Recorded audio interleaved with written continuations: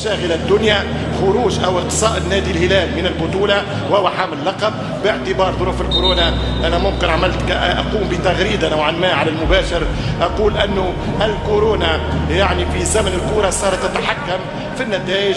ظروف صعبه جدا عايناها ورافقت الفريق الهلالي في هذه المباراه.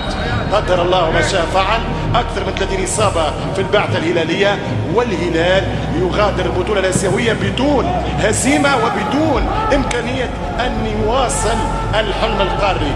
الهلال خسر بطوله ولم يخسر هيبته القاريه، يبقى نادي القرن على المستوى الاسيوي.